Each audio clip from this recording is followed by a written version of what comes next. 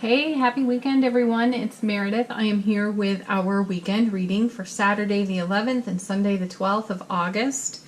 I am sticking with the Tarot of the Hidden Realm. These cards are just so beautiful. I can't leave them alone right now. Excuse me. I have put up an additional video for this weekend. My guides encouraged me to do a reading for the week ahead, so there's one card for each day of the week. So definitely check that out. I'm not sure if this is something I'm going to continue to do, but if you like it, please leave a comment. Give it a like. I would appreciate that. And let me know your thoughts on it. So let's get into our weekend and let's see what we are excuse me, working with. Bottom of the deck. Ooh, the Blasted Beach. Well, that would be the Tower, folks. Ooh. Starting the weekend off with the Tower. Well, we do have an eclipse. And as I have said in other videos, I encourage you to check in with some astrologers on YouTube and get familiar with these energies and what's going on in the cosmos. It can only add to the information that's already here in the reading. So check that out. And we are also in Mercury retrograde until the 19th of August. So the Tower could be relating to that. But specifically, this is fire, Mars. The Tower is typically about an unstable foundation crumbling.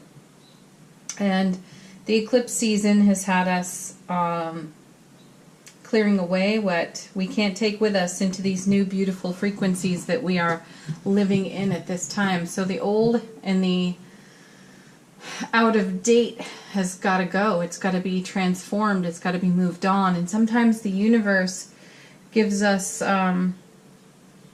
takes care of it for us, moves the energy for us, and circumstances unfold that look less than favorable, but ultimately end up blessing us. So that's the message of the Tower. This is getting back to basics, simplifying things,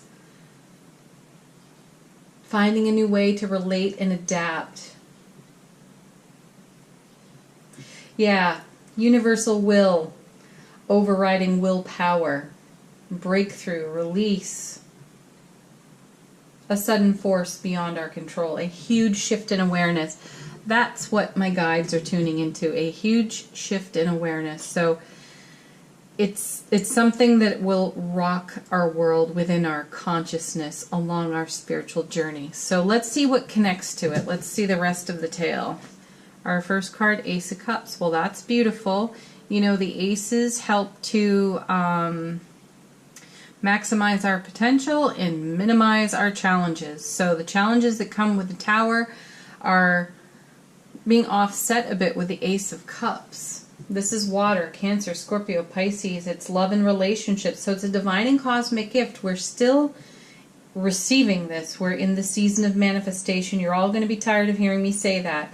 But our manifestations are, how I see it, on the Wheel of Fortune, and the Wheel of Fortune is turning in our favor. And so our manifestations are shaping up, and they have not only taken root, they're blossoming. And the Ace of Cups is about this, but specifically it's related to love. It's a spark of the divine within love relationships. It's a gift arriving. It's pure energy and oneness. Excuse me. It's falling in love, spending time with your new partner. Yeah, energy that is flourishing, blossoming, spiritual growth, kindness, joy, appreciation. What a beautiful card to have alongside the Tower. You know, it shaves off the rough edges of the Tower. So keep that in mind. There may be some challenges to work through, but right alongside those challenges are blessings and gifts. So excellent. Good news for us. Let's see what's next. Five of Pentacles. That's a bit of a challenging card too. So here again, the Ace is offsetting some of the challenges on that card. The Five of Pentacles is really an old energy that we're carrying with us that has no place any longer. It's Earth, it's Mercury and Taurus together. It can be a test of our resources, meaning that we may feel we do not have the necessary resources. It can indicate a financial loss. but it's also about having support from people you know, love, and trust. And it has us considering new options. So wouldn't that flow nicely? We'd have to consider some new options as the tower comes down. Getting back to basics, getting back to earth, back down to earth. And then we have the auspiciousness and the gifts of this ace. And as we clear away what doesn't serve, we may feel a sense of remorse or loss here. But also the 5 of Pentacles is an opportunity to come in from out in the cold, you know. Excuse me. It's an opportunity for fulfillment. Let's see what goes with it. Queen of Swords. Whoa. Decisiveness. Well, we may need it. She's great at that. Kings and Queens, self-mastery. She's water and air energy. She's got Virgo and Libra as well. So these are the energies that she brings to us that we can use with the challenges of the Tower and the 5 there. She will help us have sharp focus, decisiveness, being alert, prepared. She's also unafraid to follow her instinct and her intuition. Now she weaves her instinct alongside her intuition, and that makes her a very astute strategist. So she's ambitious and she can size up a situation very swiftly. She doesn't suffer fools either. And she sees the bigger picture. So her invitation on this, so the Tower, I feel, is a huge shift in awareness. The Ace is a tremendous gift from the universe. And the 5 is an opportunity to let go of something that is heavy, that drags us down. It's not a vibrational match to where we're headed on our spiritual journey within that shift of awareness. And the Queen is here with her sword, cutting away all the BS for us. And let's let that happen. Let's allow that. Oh, my guides are saying that. Make our mantra this weekend, I allow. I am willing to allow. And you end that sentence any way you need to, but make that your mantra. Let's see what's next. The Empress. Okay, here we come with some really powerful energy still, but it's a bit more on the gentle side. Now, where the Queen of Swords can have some pretty sharp edges, the Empress has all soft ones. So again, we're receiving some sort of buffered energy here. Tower, a little bit sharp, a little bit harsh. Ace, soft, soothing. Then we have the 5 and the Queen here. They're a little bit harsh, but then we are followed by the Empress, soft, soothing. So she's Earth, Venus energy. She's all about abundance, generosity, material comfort. So where there is a loss, there is a gain. So this is something we would typically see on the Death card, simultaneous endings and beginnings. That's here with these cards, how they're lining up. Okay. This is a reminder, the Empress is a reminder that our needs will be met. We have to nurture ourselves well. We have to be our own mother at times when things are difficult. The nurturing we seek needs to be in our own heart space. We can't look outside of ourselves for that to anything or to anyone. It's one thing to discuss it with people who you trust, that you would share your emotions with, but it is, I said this morning to someone else, this is an inside job. This is the work that we do for ourselves. The Empress reminds us of that. She brings harmony. She brings happiness in relationships and creativity. She's a manifester. Like that. Okay, next card. 4 of Cups. Oh, another bit of a challenging card here. This is water. It's Moon and Cancer energy. There's restlessness and boredom and disillusion on this card. This could be pain of the past. And look at this alignment here. 5 and 4. These are challenging emotions. Excuse me. So we may be processing out some pain, emotional pain, or current pain. Yeah. let me rephrase that, sorry.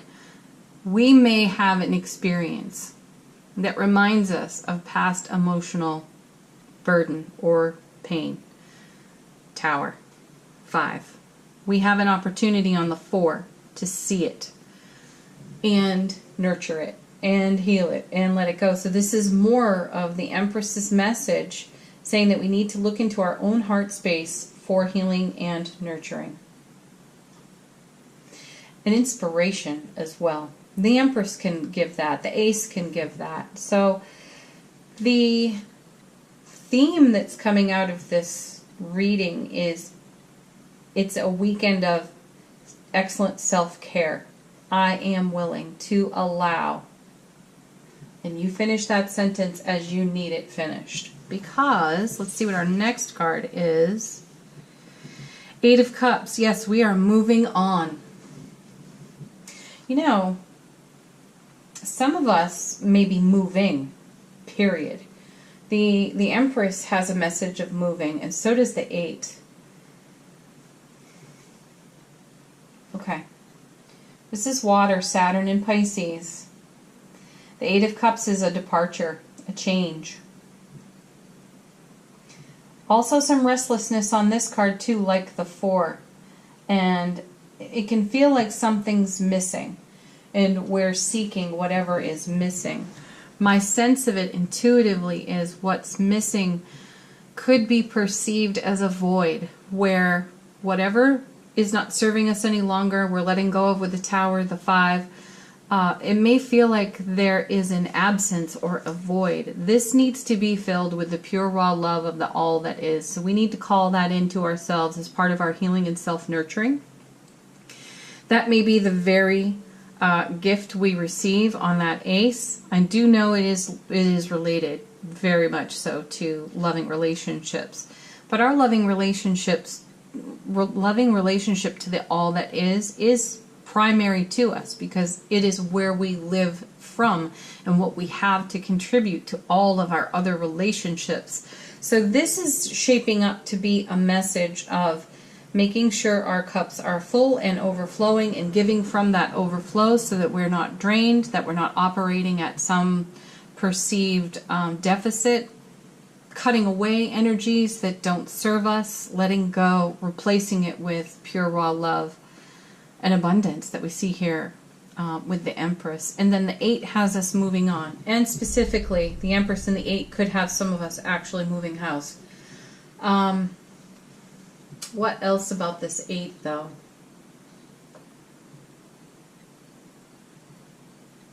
It's feeling energized to move on to where our curiosity and our interests really do vibrate. And for some, it's leaving favorable conditions for even more favorable conditions. But there can be some bittersweetness on that. Like, if you're in a good situation and then you decide to move on even to a better situation, there can be some bittersweet energy to leaving behind, or the perception of leaving behind what's already good. Sometimes we get hung up on that stuff. Yeah, we have, sentimentality and ego get intertwined, and we feel like we're experiencing a loss even though we're experiencing a gain. And the 8 reminds us to feel content with our achievements. And it also indicates that we've already moved on in our mental process, and now our physical process is catching up with it. So this is, yet again, more manifestation.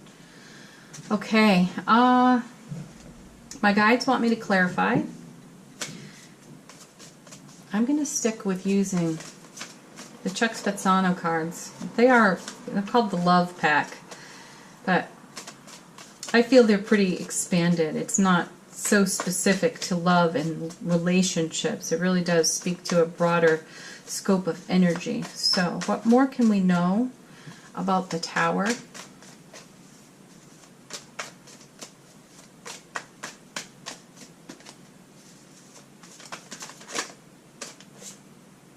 Look at this.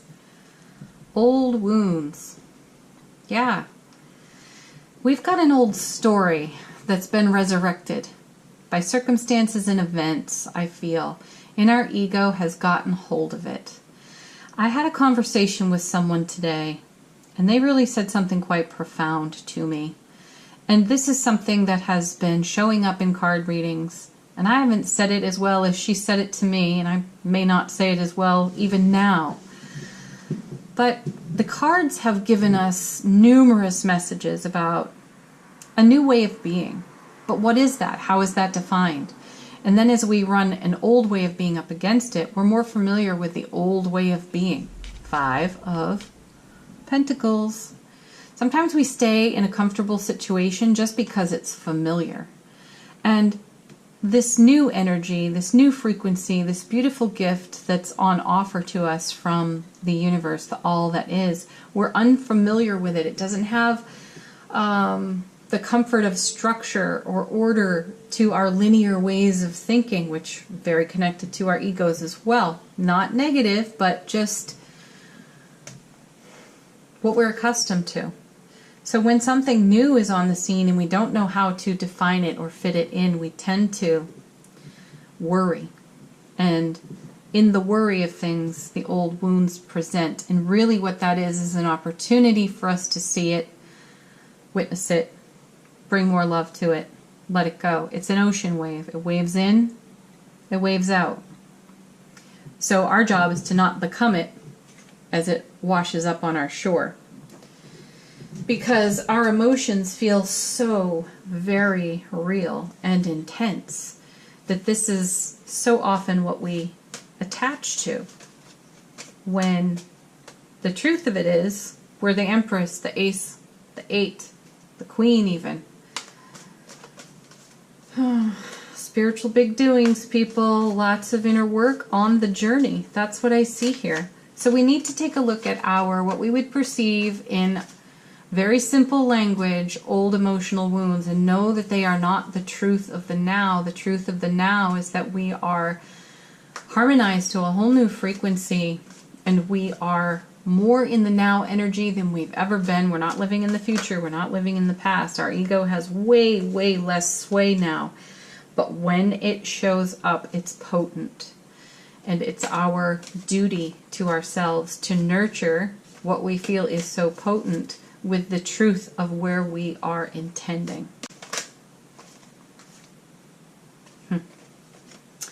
Because the other clarifier to the Tower is beauty. So out of old wounds comes great beauty. And that beauty is the gaze that we have on our dreams, goals, and intentions, and that fulfillment feeling that we have inside our heart space when we gaze upon it. So that's our homework. Okay, now my guides are wanting me to clarify that 5. 3 cards just fell out. Okay. So, old wounds of the past. We have the mistake card, the perception of mistakes. It's an easy phrase, again, efficient language, is to say, I don't want to repeat the mistakes of my past. Well, the mistakes, so-called, of your past were never mistakes, they were experiences. And they provided contrast so that we could make new choices and decide upon different frequencies in which to exist. And so if we are revisiting some of these this weekend, again, let's go there with beauty. Let's go there with the Ace and the Empress and say, I can look upon this and see it for what it is. This is an experience I had that I don't wish to repeat. What did I learn from it? How do I apply that now? The other one here is infidelity. So there was perhaps some kind of betrayal. Now that could be within a relationship, but it could be within the relationship to our own self, where we, because of this 3rd card that I'm going to put down, gave of ourselves. Now this is a positive card, and I'm going to give you both definitions here, but we may have given too much. And in the giving of too much, there was no reciprocity. And it wasn't our intention to give to get, but we began to see that we gave to avoid somewhere, and then had to stop doing that. We perceived it as a mistake. Oh, I don't want to do that again. Well, it's not a mistake to give and receive harmoniously. Let's have some appreciation for recognizing where we have been a people pleaser, where we have given and given and given and then realized this is an empty well that I'm giving to. And having the wisdom to stop doing it and remembering to fill our cup to overflowing so we can give of ourselves joyously, harmoniously, inspirationally, and spontaneously. That's the intention. So this is some of the work that's going on with this 5. It also extends down into this 4. All right. Is that it? Is that all we want to clarify? No. Guides want me to clarify the 4 as well. It's a juicy reading. It's a lot of cards. But it's important work. Spiritual work. What can we know about the 4 of Cups?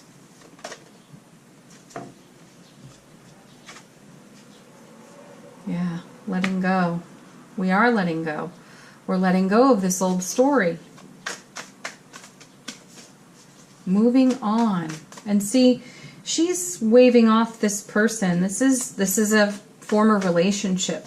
It can also represent, excuse me, a way of being within our own selves, saying farewell to that. There may be some bittersweetness there, but there's something better waiting.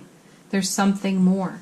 And we are making space for that. This is why the Tower has come down. There needs to be a stronger foundation, a better frequency, being more of a vibrational match to that which we wish to create.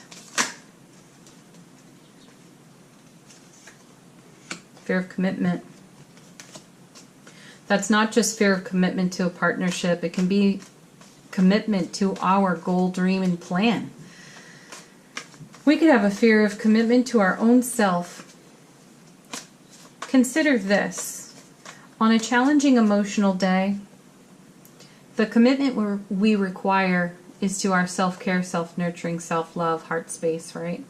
And sometimes the emotions are so intense, and some would say even overwhelming, that we lose sight of our commitment to our heart space. And it is exactly that space that we need to travel to when these emotional days and emotional experiences come around, because that is the source of our healing.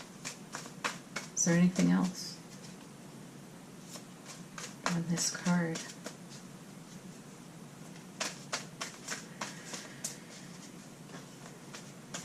Okay, I'm just going to shuffle a couple more times. If nothing falls, I'm going to set these down. No, we're done. We're done with clarification. All right, I'm going to move on to our Doreen Virtue Angel Answer cards. This is the opportunity to ask a question, related or not. I will pull at least 3 cards. I don't have room for all these. And I expanded our space to lay cards out in so we could see more. I still don't have enough room. That's okay. We got the gist of it.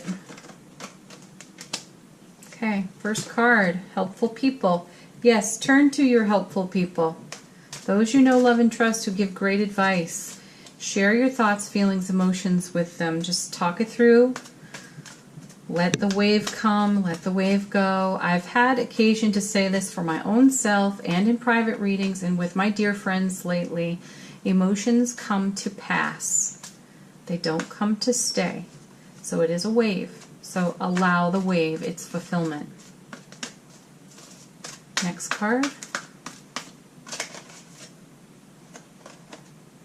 Peaceful resolution. That's sweet, yes. Self-care, nurturing, self-love. That will bring us peaceful resolution to these challenging emotions. And look at this. The situation will improve. Of course it will improve, because love heals everything. Next card. This is very much a reading about how we do what we do for our own selves so we can bring our full measure to our beloved relationships. So this is very important work. Is there one more card here? I believe there is. Yes, there is. Trust in perfect timing, divine timing. You cannot miss what you're destined for, as my guides are so fond of saying. And it's a great reminder when we come into our presence with things that hurt. There can be, geez, yet another conversation I had with a very dear friend today. She mentioned waiting for something, and I reminded her that waiting is not of the now. And so she asked, you know, what, could you clarify that a little bit more? Waiting implies lack. The now is about excited anticipation for what we don't have evidence for, but we feel the faith and the joy in our heart, and it's not waiting. It's excitement for coming into alignment with divine timing of the now moment. There will be peaceful resolution. There are helpful people, and the situation improves when we shine our love and our light on it. So, there you go, folks. That's something. Let's do an affirmation card from the universe. Has your back. What is the perfect? The perfectly imperfect affirmation for our weekend.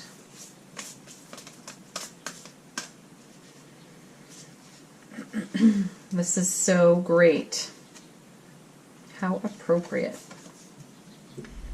When I'm connected to my joyful presence, I attract support from the universe.